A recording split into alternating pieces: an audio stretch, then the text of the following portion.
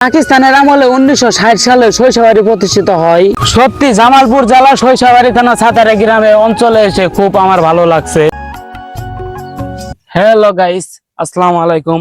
আজকের ভিডিওতে থাকবে জামালপুর জেলা সরিষাবাড়ি থানায় প্রাকৃতিক সৌন্দর্যের কিছু অংশ। মূলত এনে আবাদ করা হয় কৃষি উৎপাদনে।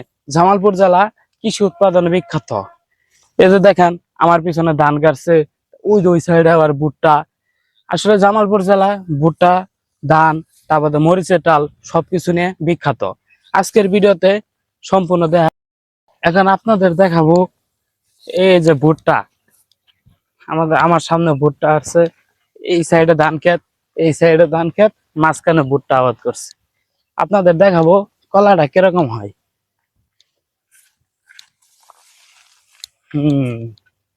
অসাম, বিশাল বড় হয়েছে। আসলে দেখবো ভুট্টা হয়েছে কিনা, এটা আপনাদের মাঝে তুলে ধরবো।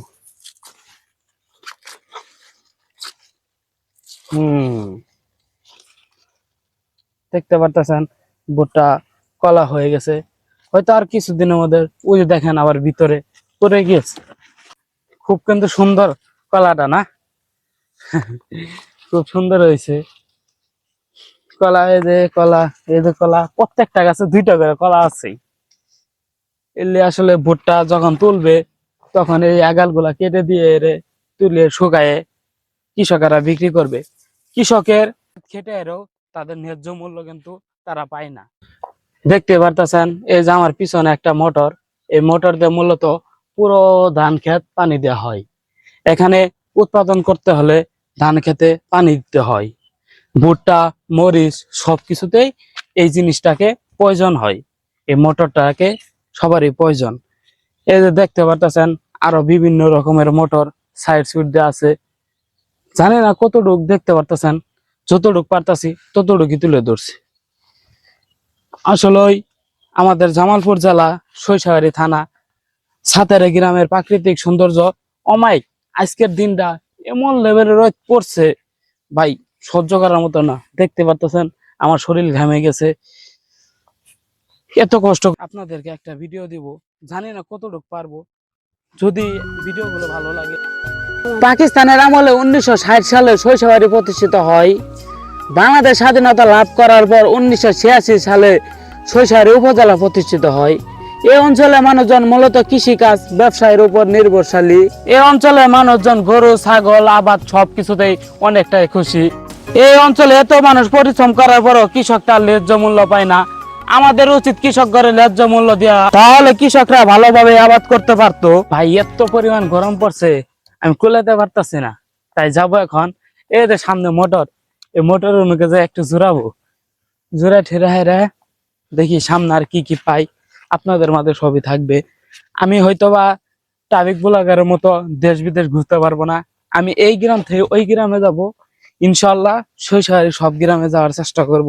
জামালপুর জেলায় একটু একটু এরকম ভাবে যে আপনাদের মাঝে আমি তুলে ধরবো। কারণ আমি কেবল কন্টেন্ট ক্রিয়েশন শুরু করছি, মানুষ দেশ বিদেশে যায় এরা অনেক সৌন্দর্য দেখা, আমি আমার দেশকে সারা বিশ্বের মাঝে তুলে ধরবো।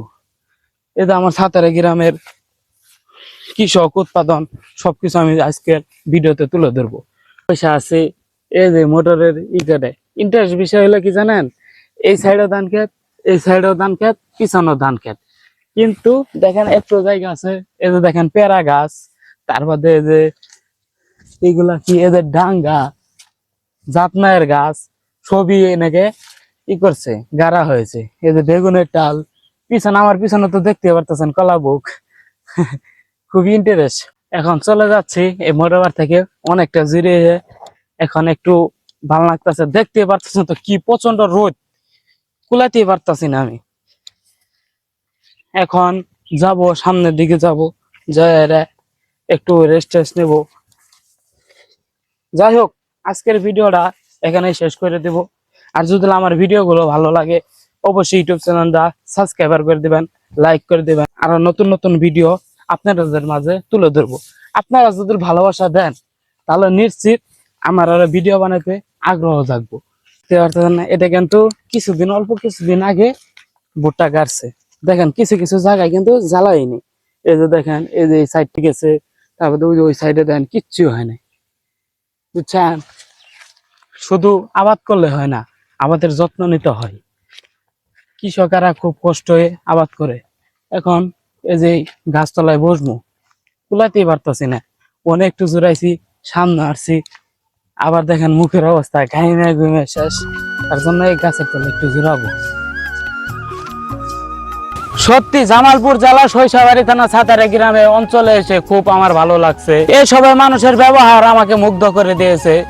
যদি কৃষকেরা ন্যায্য মূল্য পাইতো, হয়তো কৃষকরা তোমায় হাসি খুশিতে কাজ করতো।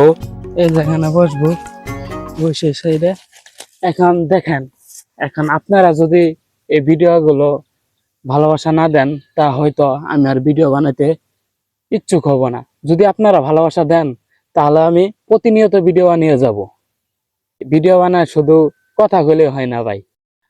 ভাই জায়গাটা কিন্তু খুব সুন্দর, বসার পরিবেশ অনেক, জায়গাটা সুন্দর ভাই। এই সাইডে আবাদ হচ্ছে, আবার এই সাইডে বসার একটা গাছের পরিবেশ আছে, বাগান, খুব ভালো লাগতেছে।